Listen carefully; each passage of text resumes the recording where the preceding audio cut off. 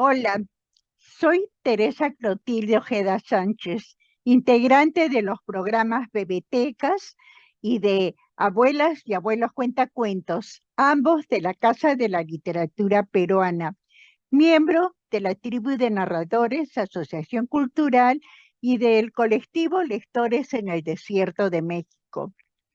Mi agradecimiento a Juan José Monarres por la invitación a pertenecer a este colectivo y al laboratorio en voz alta.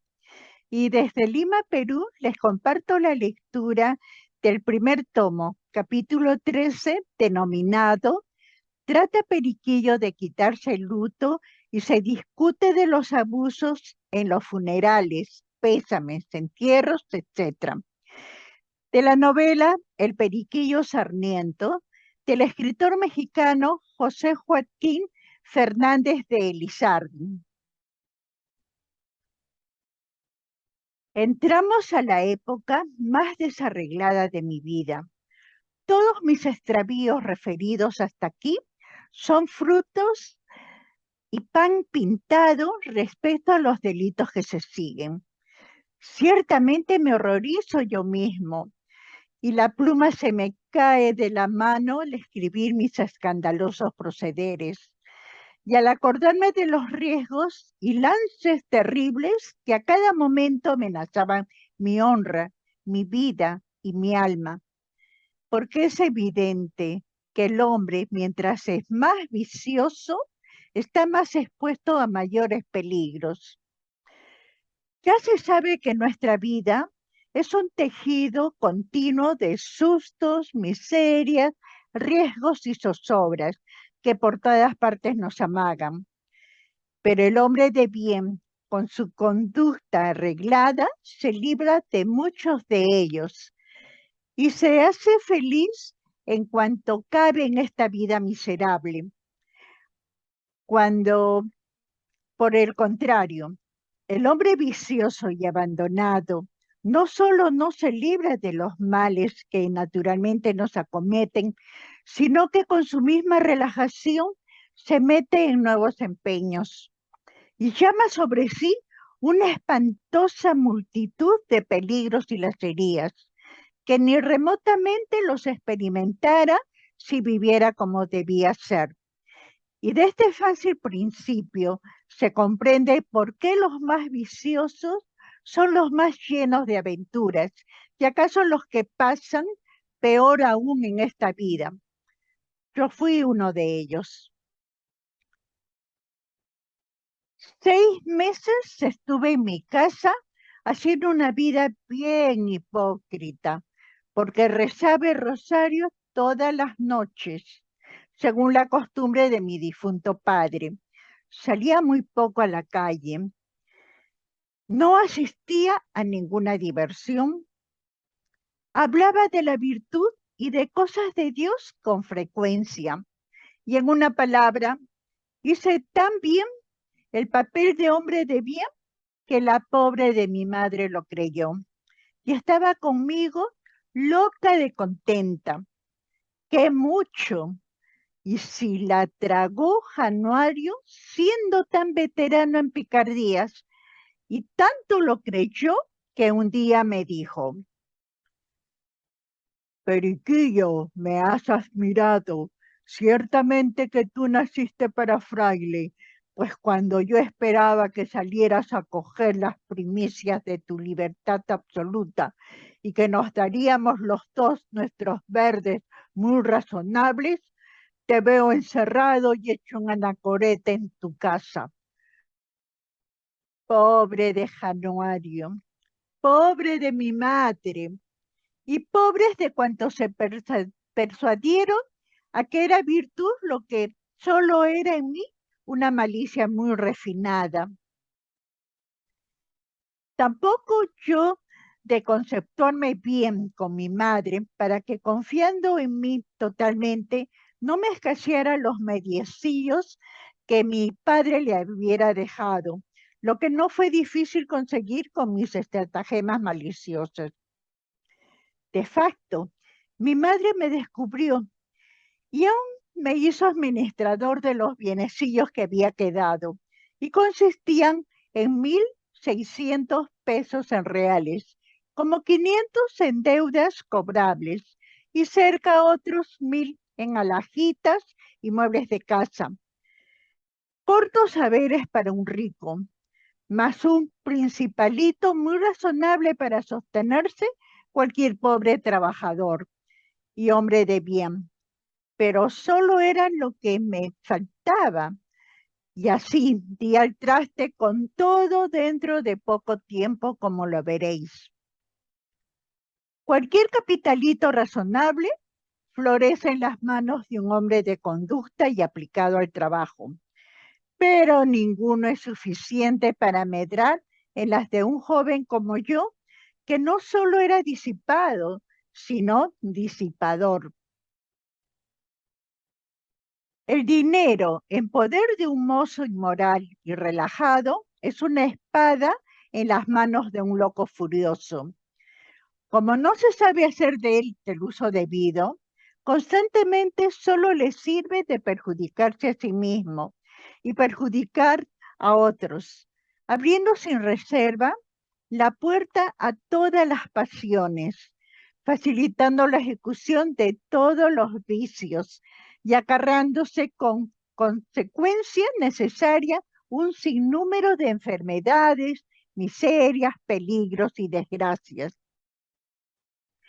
Para, para precaver así la dilapidación de los mayorazgos como la total ruina de estos pródigos viciosos, meten la mano los gobiernos y quitándoles la administración y manejo del capital, les señalan tutores que los cuiden y adieten como a unos muchachos o dementes, porque si no, en 2 por 3 tirarían los bancos de Londres si los hubieran a las manos.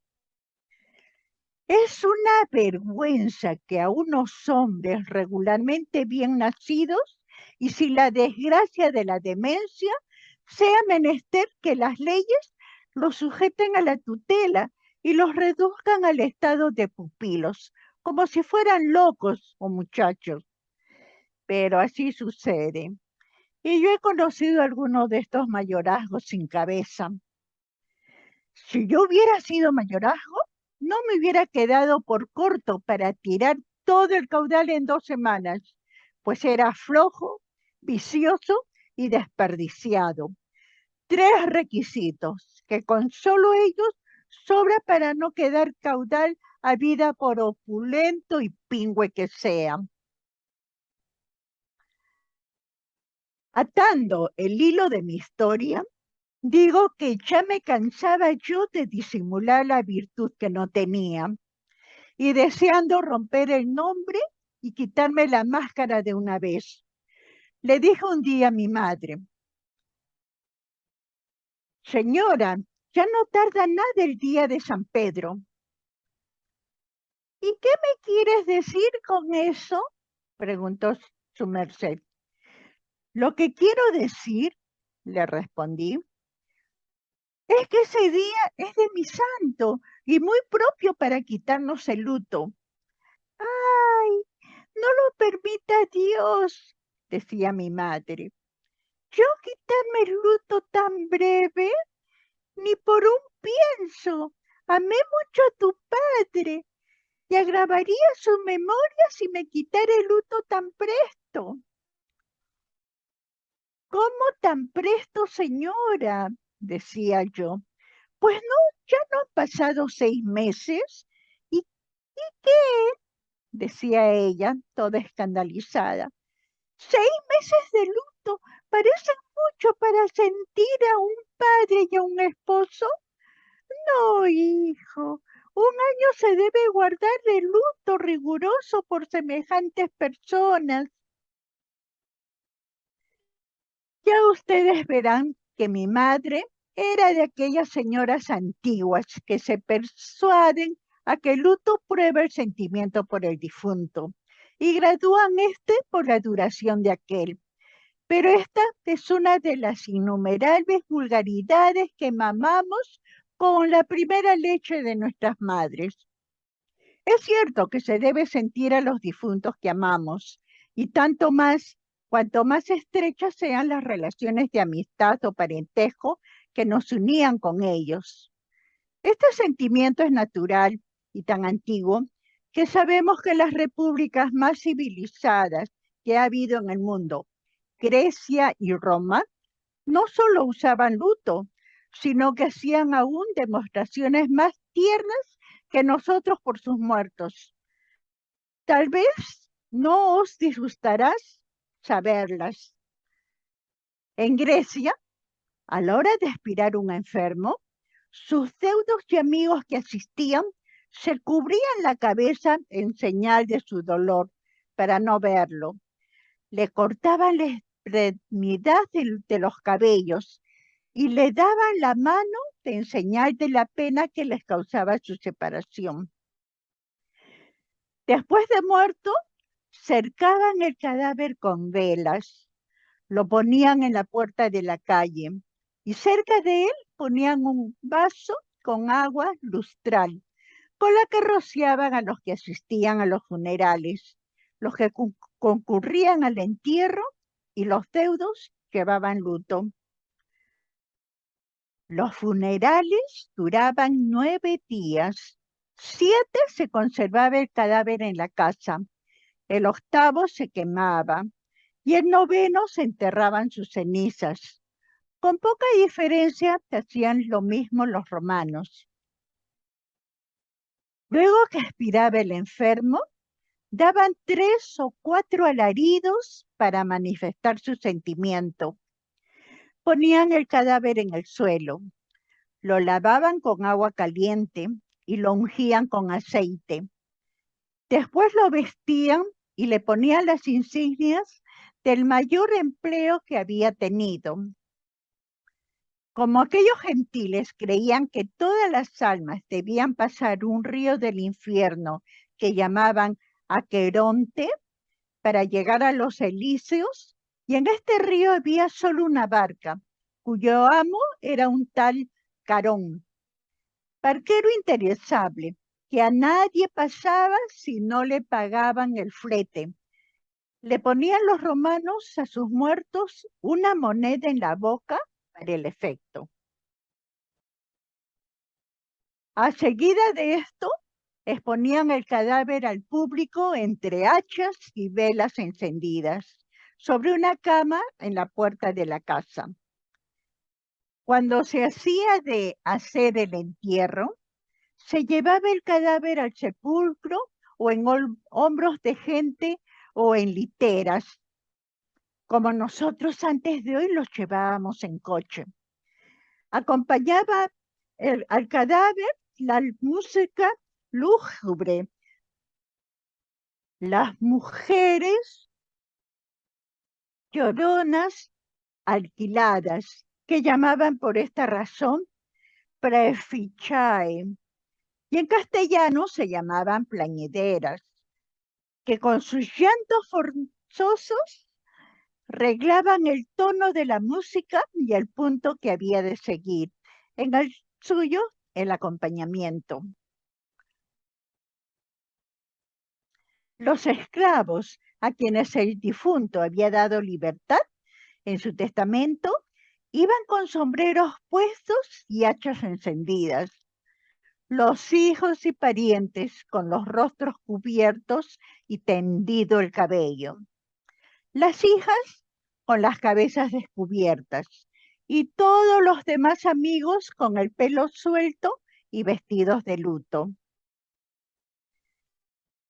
Si el difunto era ilustre, se conducía primero el cadáver a la plaza y desde una columna que llamaban de las arengas, un hijo o pariente pronunciaba una oración fúnebre en elogio de sus virtudes. Tan antiguos así son los sermones de honras.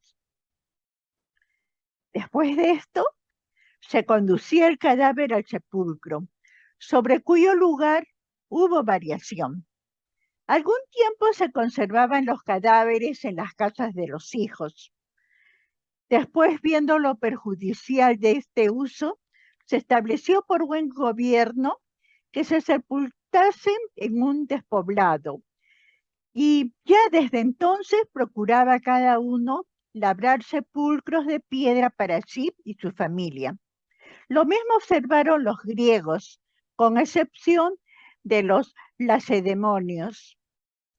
Los pobres que no podían costar este lujo se enterraban como en todas partes en la tierra pelada. Después se acostumbró quemar a los héroes difuntos. Para esto ponían el cadáver sobre la pira, que era un montón bien elevado de leña seca, la que rociaban con licores y aromas olorosos, y los parientes le pegaban fuego con las hachas que llevaban encendidas, volviendo aquel acto las caras a la puerta a la opuesta.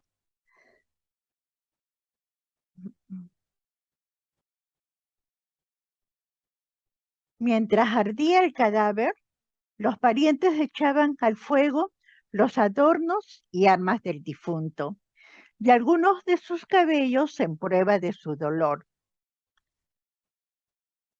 Consumido el cadáver, se apagaba el fuego con agua y vino, y los parientes recogían las cenizas y las colocaban en una urna entre flores y aromas.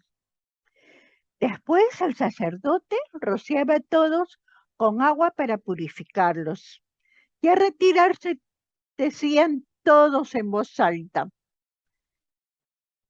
a eternum vale, o que te vaya bien eternamente, cuyo buen deseo explica mejor nuestro requiescat in pacem, en paz descanse.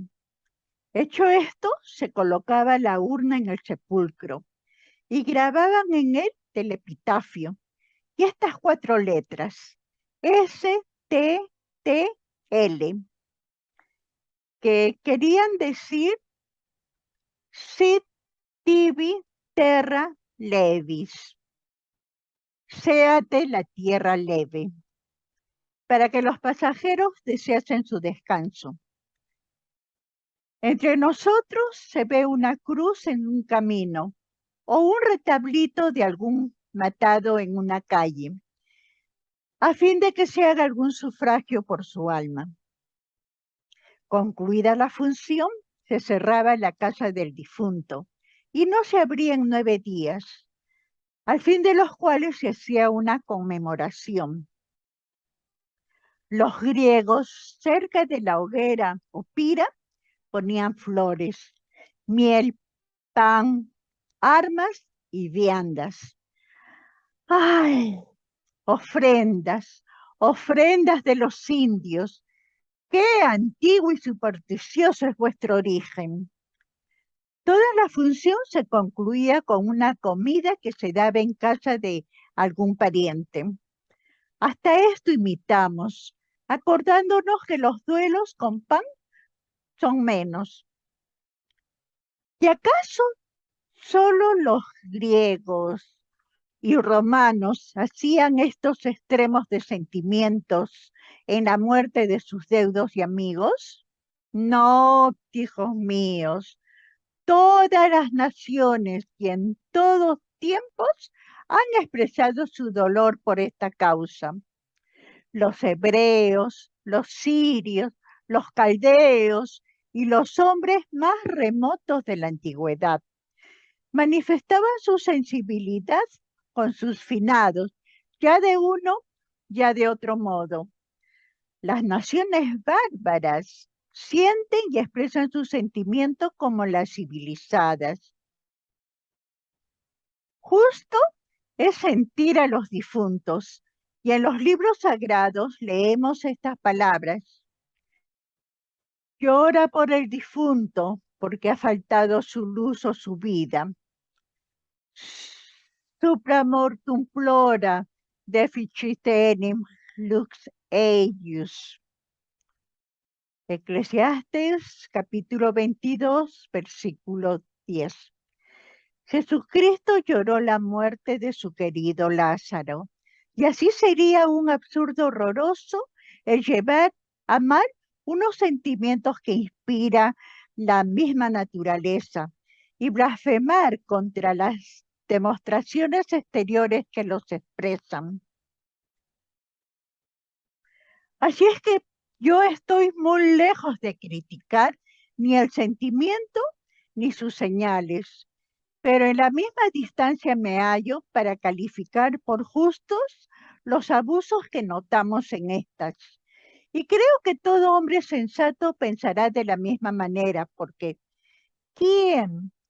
Esta si fuera asistencia honrosa y los mayores elogios que pudieran lisonjear el corazón de sus parientes, porque las lágrimas de los pobres en la muerte de los ricos honra sus sonrisas, honra sus cenizas, perpetúan la memoria de sus nombres, acreditan su caridad y beneficencia y aseguran con mucho fundamento la felicidad de su suerte futura con más solidez, verdad y energía que toda pompa, vanidad y lucimiento del entierro. Infelices de los ricos, cuya muerte ni es precedida ni seguida de las lágrimas de los pobres. Volvamos al entierro. Siguen metidos dentro de unos sacos colorados unos cuantos viejos que llaman trinitarios. Después van algunos eclesiásticos y con ellos otros muchos monigotes al modo de créligos. A esta comitiva sigue el cadáver y tras él una porción de coches. La iglesia donde se hacen las exequias está llena de blandones con cirios y la tumba magnífica y galana. La música es igualmente solemne, aunque fúnebre. Durante la vigilia y la misa, que para algunos herederos no es de requiem, sino de gracias, no cesan las campanas de aturdirnos con su cansado claro clamoreo repitiéndonos: que ese doble de campana no es por aquel que murió, sino porque sepa yo que me he de morir mañana. Bien que de esta clase de recuerdos deben aprovecharse especialmente los ricos, pues estos dobles solo por ellos se echan y les acuerdan que también son mortales como los pobres, por los que no se doblan campanas, o si acaso es poco y de mala gana. Y así los pobres son en la realidad los muertos que no hacen ruido. Se concluye el entierro con todo el fausto que se puede o que se quiere, cuidándose de que el cadáver se guarde en un cajón bien claveteado, forrado y aún dorado, como lo he visto, y tal vez que se deposite en una bóveda particular, ya que los mausoleos son privativos a los príncipes, como si la muerte no nos hiciera a todos iguales. ¿Verdad que atestigua Séneca diciendo en la epístola 102 que la ceniza iguala a todos? ¿Quién distinguirá las cenizas de César o Pompeyo de los pobres villanos de su tiempo? Toda esta bambolla cuesta un dineral y a veces en estos gastos tan vanos como inútiles se han notado abusos tan reprensibles que obligaron a los gobernantes a contenerlos por medio de las leyes, mandando estas que siendo los gastos de los funerales excesivos, atendidos los saberes y calidad del difunto, los modifica el juez del respectivo domicilio. Entra aquí la grave dificultad para saber cuándo no hay exceso en estos gastos.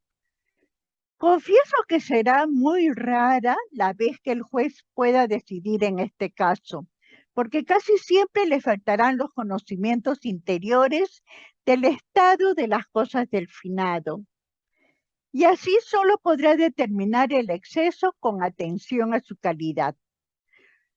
Supongamos, cuando un plebeyo conocido quiera sepultarse con la pompa de un conde, y aun entonces si tiene dinero con qué pagarla, no sé si se burlará de las leyes, pero Horacio sí lo sabía cuando dijo que todo, la virtud, entiéndase, los elogios que a ellas son debidos, la fama y el esplendor, obedecen a las hermosas riquezas, y el que las sepa copiar será ilustre, valiente, justo, sabio y lo que quiera. Mas hablando a lo cristiano, yo no me detendré en fijar la regla por donde se deba conocer cuando hay exceso en los funerales. Ya sé que parecerá nimiamente escrupulosa, pero aseguro que es infalible y muy sencilla. Se reduce a que lo que se gaste de lujo en los funerales no haga falta a los acreedores ni a los pobres. Y si los acreedores están pagados y a los pobres se les han dado algunas limosnas, ¿no podrá el finado disponer a su voluntad del quinto de sus bienes? Sí podrá, se responde, pero luego pregunto, ¿lo que se gasta en lujo no estuviera mejor empleado en los pobres que siempre sobran? Es inconcuso, pues en este caso, ¿cuál es el lujo que se deberá usar lícitamente entre cristianos? Ninguno, la verdad.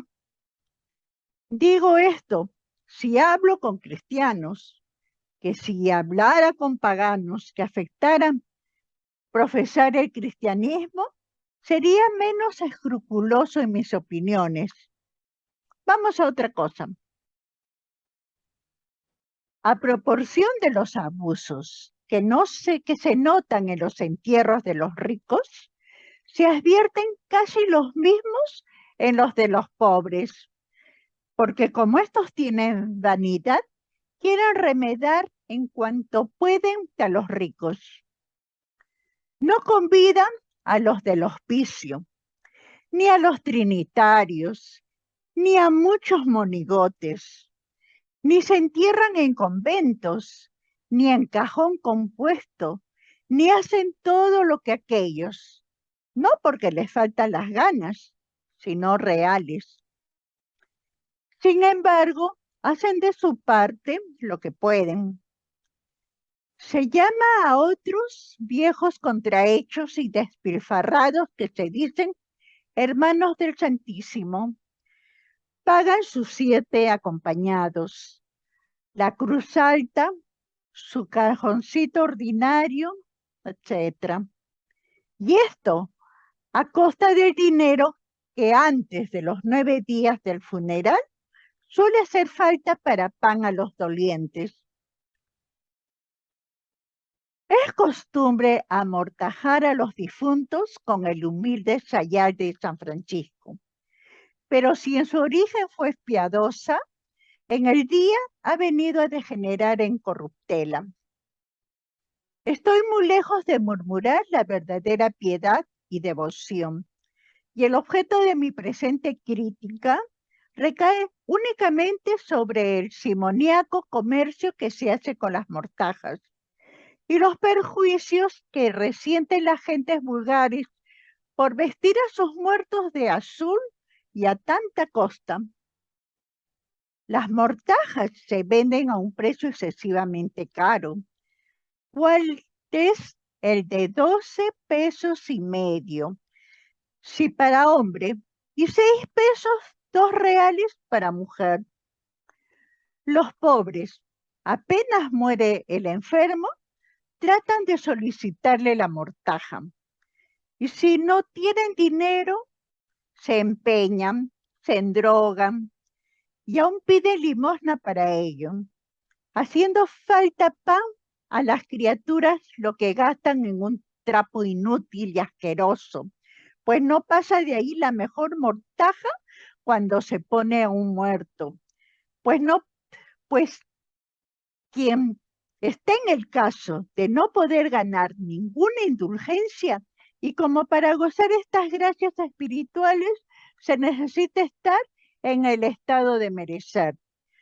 Se sigue que en no vistiendo al enfermo la mortaja en vida, después de muerto le valdrá tanto como el capizayo del gran chino. Vosotros, si tenéis en el discurso de vuestra vida algunos deudos y sus fallecimientos acaecen en medio de vuestra indigencia, no os aflijéis por el entierro, ni por la montaja. El entierro se facilita con 3 pesos, 4 reales, que distribuiréis en esta forma. 12 reales de un cajón, 1 peso para los cargadores y otro para el sepulturero que les abre la casa en el camposanto. La mortaja será más barata si os conformáis con vuestra pobreza. Los judíos acostumbraban liar a sus muertos con unas vendas que llamaban sudarios y después los envolvían en una sábana limpia. Así podéis hacerlo y quedarán los vuestros tan amortajados como el mejor. Por cierto que no fue otra la mortaja de Jesucristo. Acabados los entierros, siguen los pésames. Para recibir estos, se cierran las puertas. Se colocan las señoras mujeres en los estrados y los señores hombres en las sillas, todos enlutados y guardando un profundo silencio durante esta ceremonia. O cuando más, hablando en voz baja, porque no les dé alferecía a los dolientes, cuya moderación y respeto acaso no se observó tan escrupulosamente en la enfermedad del finado. También he notado, como abuso en estos lances, que las conversaciones que se tienen con los dolientes se dirigen a celebrar y ponderar las virtudes del difunto, a traer a la memoria las causas que produjeron su enfermedad, lo que padeció en ella, los remedios que le ministraron, lo que tardó en la agonía y otras impertinencias semejantes, con cuya relación atormentan más los afligidos espíritus de sus parientes. Esta costumbre de dar pésames se contrae a 2 cosas.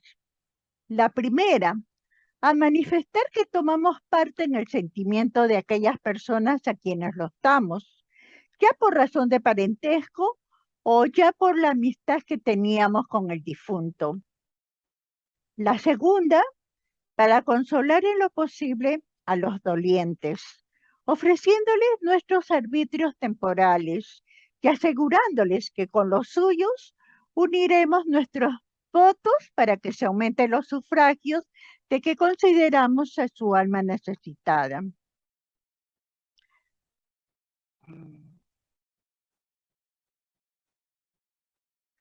Ya se ve que todo este ceremonial es casi siempre un embuste solemne, en un cumplimiento de rutina y una de las costumbres más bien recibidas.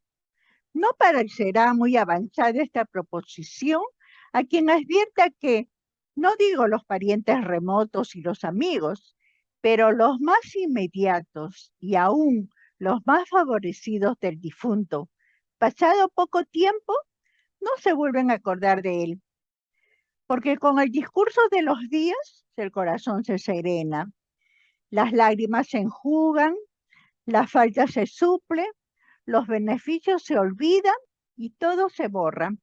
A pesar de cuantos gritos, alaracas, lágrimas, pataletas y faramayas se prodigaron en la escena triste de su muerte. Y si este olvido se nota en el hijo, en la esposa y en el hermano, ¿Qué esperanza podrán tener los pobres muertos en los sufragios tan prometidos por los que solo van al velorio por beber el chocolate y a dar el pésame porque les llevaron el convite? Por más que al despedirse digan que no los olvidarán en sus oraciones, aunque malos. Este asunto es muy serio. Lo suspenderemos mientras acabamos de refutar el abuso de hablar de los difuntos al tiempo de dar los pésames. Porque si, como hemos dicho, uno de los objetos de estos pesamenteros es aliviar el sentimiento de los dolientes, parece que es un error que puede calificarse de impolítico el renovar los motivos de dolor a los deudos al tiempo mismo que pretendemos consolarlos.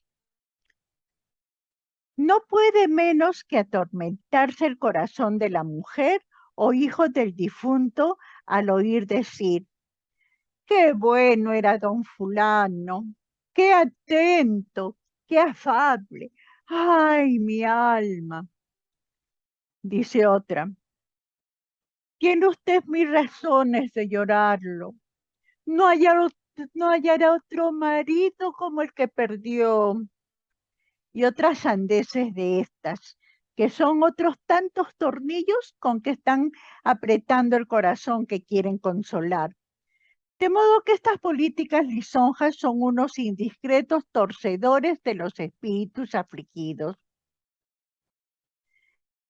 ¿Cuánto mejor no fuera sustituir a esta fórmula imprudente de dar pésames otra opuesta, en la que o se trataran asuntos festivos e indiferentes, o más bien se redujera solo esta etiqueta a ofrecer con sinceridad sus saberes y proporciones a la voluntad de los dolientes, en caso de haberlos menester?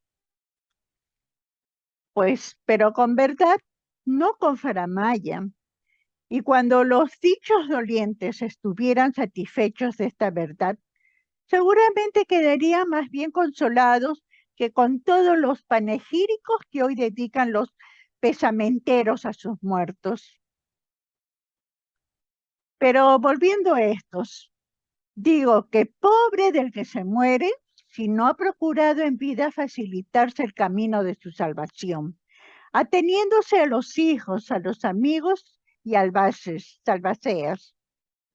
Vemos, y muy frecuentemente, que muchos que tal vez tienen proporciones mientras viven, ni dan limosna, ni se hacen decir una misa, ni pagan sus deudas, ni restituyen lo mal habido, ni practican ninguna obligación de aquellas que nos impone la religión y nuestro mismo interés. Pero llega la hora en que nuestros oídos no pueden menos que escuchar la verdad. Les intima del médico la sentencia de su muerte. Conocen ellos que puede no errar el pronóstico, porque su naturaleza se debilita por instantes más y más. Se apodera de sus corazones el temor de la eternidad que los espera. Se llama al confesor y al escribano. Vienen los dos casi juntos. Se hace la confesión deprisa y Dios sabe cómo. Se manda pagar, se nombran albaceas para el efecto. Se ordena hacer las limosnas que llaman mandas forzosas, algunas a los pobres. Decir algunas misas por su alma. Y hecho todo esto, se recibe el sagrado viático, los santos óleos, y muere el enfermo muy consolado. Pero, cuánto hay que desconfiar de estas buenas disposiciones cuando se hacen a la orilla misma del sepulcro. Se dan limosnas y se mandan a hacer restituciones, si se mandan a hacer a aquella hora, porque no se puede llevar los caudales a la sepultura. Se mueren muy confiados en que los albaceas cumplirán el testamento. ¿Y cuántas veces se engañan los testadores? ¿Cuántas veces se transforman los albaceas en herederos y los curadores azbona en tenedores de bienes? Innumerables. No, no son raras las quejas que se oyen todos los días a los pobres menores a quienes ha dejado por puertas o la mala fe o la mala administración de aquellos. Todo lo dicho os enseña a no esperar, como dicen, a la hora de los gestos, para disponer de vuestras cosas, porque entonces el susto y la precipitación rebajan mucha parte del acierto. Llegamos a los lutos en los que, como visteis con mi madre, caben también los abusos. El luto no es más que una costumbre de vestirse de negro para manifestar nuestro sentimiento en la muerte de los deudos o amigos. Pero este color, a merced de la dicha costumbre, es solo señal, mas no prueba del sentimiento. ¿Cuántos infelices no se visten luto en la muerte de las personas que más aman porque no lo tienen? Y su dolor es innegable. Al contrario, ¿cuántas viuditas jóvenes, cuántos hijos y sobrinos malos e interesables que desearon la muerte del difunto por entrar en la posesión de sus bienes, no se vestirán unos lutos muy rigurosos así por seguir la costumbre, como para persuadirnos que están penetrados del sentimiento que no conocen? El color, dicen los físicos, que es un accidente que no altera la sustancia de las cosas. Y así, el buen hijo sentirá a su padre, la buena esposa a su marido, y los buenos amigos a sus amigos. Ora se visten de negro, ora de azul, ora de verde, encarnado o cualquier color. Y al contrario, el deudo que no amaba a su pariente o quizás deseaba que aspirara por heredarlo, no lo sentirá más que se echa encima cuantas bayetas negras hay en todas las luterías del mundo. En algunas provincias de Asia, el color blanco es el que han adaptado para el luto. Y entre nosotros, que se acostumbra a vestirse de negro el Viernes Santo y el Día de Finados, se observa que no es por sentimiento, sino por lujo. Después de todo, no tengo por abuso el traje negro en semejantes casos, pero sí califico por tal aquel determinado número de días que se traen los lutos para denotar nuestro mayor o menor sentimiento, según las graduaciones de parentesco que se tiene con los difuntos. Ya habéis visto que en el tiempo de mi madre, un año era el prefijado para llevar el luto por los padres, hijos y consortes, 6 meses por los hermanos, 3 por los sobrinos, etc. Esta no puede menos que ser una bobera, porque si se amaba a los difuntos verdaderamente y el luto es la prueba del sentimiento, en ningún tiempo se debía quitar, porque en ningún tiempo debía cesar el motivo. Y si no se amaban, era indiferente llevarlo pocos o muchos meses, pues no prueba sentimiento el traje negro. Algunas de estas reflexiones hice a mi madre, hasta que la desentusiasmé de su capricho, y me ofreció que nos quitaríamos el luto para el día de San Pedro, que era cuando yo deseaba, para quitarme también la máscara de la virtud que había fingido, y correr a rienda suelta por toda la carrera de los vicios, disfrutando de mi libertad enteramente y tirando con mis amigos los pocos mediecillos que mi padre había economizado para la subsistencia de mi pobre madre. Según esta determinación, se me hizo un vestido de petimetre para ese día y se dispuso su almuerzo, comida y bailecito para la noche. Llegó el tan deseado para mí 29 de junio. Me quité los trapos negros, que hasta entonces habían sido escolares, y me planté de gala lo secular. Parece que con campanas llamaron a todos los parientes y conocidos de ese día. Muchos que no había vuelto a casa desde el entierro de mi padre, y otros que ni aun el pésame habían ido a dar a mi madre, se encajaron entonces con la mayor confianza y poca vergüenza. Ya se deja entender que en primer lugar fueron mis íntimos amigos, Januario, Pelayo y otros como ellos, que también llevaron al baile a sus madamas tituladas, que lo eran también mías.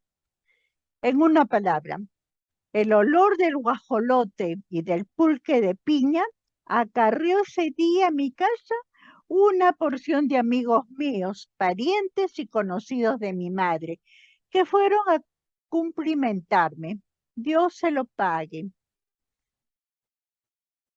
Se lamieron del almuerzo, consumieron la comida y a su tiempo alegraron el baile grandemente, porque cantaron, bailaron, retozaron, se embriagaron, ensuciaron toda la casa y al fin salieron unos murmurando el almuerzo, otros la comida, otros el baile y todos alguna cosa de lo mismo que habían disfrutado. ¿Qué necedad es tener una diversión pública? Se gasta el dinero, se sufren mil incomodidades, se pierden algunas cosas y siempre se queda mal con los mismos a quienes se pretende obsequiar. Y se recibe en murmuración y habladurías lo que se pretende recibir en agradecimiento. Sin embargo, de todo esto, como entonces yo no pensaba así, nada me daba cuidado. Ni en nada pensé sino en divertirme y holgarme a costa del dinero. Aunque es verdad que en aquella hora me adularon bastante, especialmente las coquetas, con cuyos elogios di por bien empleado el dinero que se gastó y las incomodidades que sufrió mi madre. Y colorín colorado, este capítulo ha finalizado. Espero haya sido de vuestro agrado.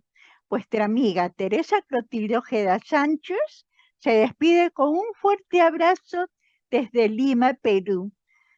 Hasta una otra próxima lectura.